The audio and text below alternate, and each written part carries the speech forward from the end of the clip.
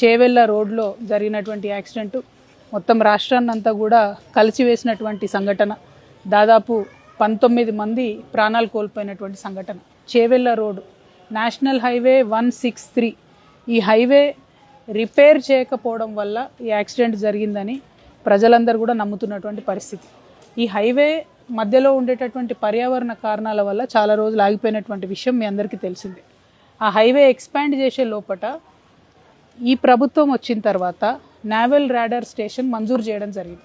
అంతకుముందు తెలంగాణ వచ్చిన 10 ఏళ్ళు కూడా మనం ఆ నేవల్ రాడార్ స్టేషన్కి పర్మిషన్ ఇవ్వలేదు. ఈ రాడార్ స్టేషన్కి పర్మిషన్ ఇచ్చిన ఒక పక్క, ఇంకొక పక్క వికారాబాద్ జిల్లా కేంద్రమైంది. దాంతో ఈ చిన్న రోడ్డు మీద రాకపోకలన్నీ పెరిగినటువంటి మాట మీ అందరికీ తెలిసిందే. ప్రత్యేకించి ఈ రాడార్ స్టేషన్ శాంక్షన్ అయినాక మరి పెద్ద ఎత్తున చాలా పెద్ద లోడ్ ఉన్నటువంటి బండ్లు ఈ రోడ్డు మీద ప్రయాణం చేయడం, దాంతో ఒక పక్క రోడ్ అంతా కూడా కుంగింది. సో టిప్పర్ వాడు మధ్యలోకి వచ్చిండు, బస్సు కూడా మధ్యలోకే వచ్చింది.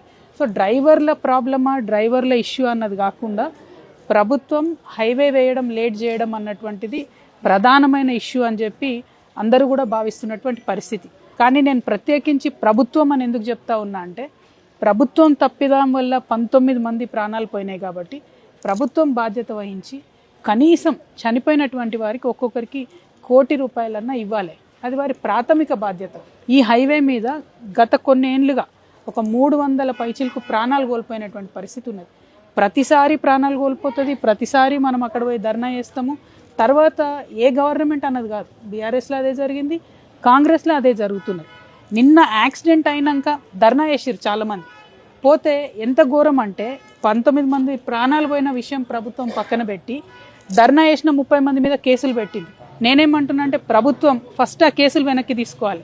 మీరు రోడ్డు వేయండి, రోడ్డు వేయకపోవడం అన్నది ప్రభుత్వం తప్పు. కాబట్టి ప్రజలకు కాంపన్సేషన్ పెంచండి.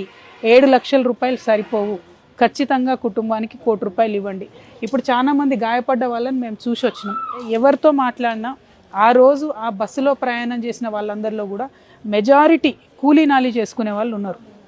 అటువంటి వాళ్లకు వచ్చే 2-3 నెలలు ఇంట్లో ఉండి రెస్ట్ తీసుకోవాలంటే మరి వచ్చే జీతం ఆగిపోతుంది. మీరేమో కొత్తగా పెన్షన్లు ఇస్తలేరు, పెంచిస్తలేరు. అట్లాంటప్పుడు ఆ కూలీ నాలి చేసుకొని బతికేటటువంటి వాళ్లకు కాంపన్సేషన్ కింద ప్రభుత్వం ఎక్కువ డబ్బులు ఇవ్వాలని చెప్పి నేను డిమాండ్ చేస్తున్నా. మీరు ఇచ్చే 2 లక్షలు మందులకు కూడా సరిపోవు, కాబట్టి వాటిని పెంచండి. కాంపన్సేషన్ కనీసం ఒక్కొక్కరికి 10 లక్షలన్నా దయచేసి కాంపన్సేషన్ కింద ఇవ్వండి. బాధ్యత తీసుకోండి. తాండూరులో ధర్నా చేసిన వాళ్ళ మీద పెట్టినటువంటి కేసులు ఎత్తేయండి. తొందరగా ఆ మెగా కంపెనీ వెంటబడి ఆ రోడ్డు పూర్తి చేయించవలసిందిగా నేను ప్రభుత్వాన్ని డిమాండ్ చేస్తూ ఉన్నాం.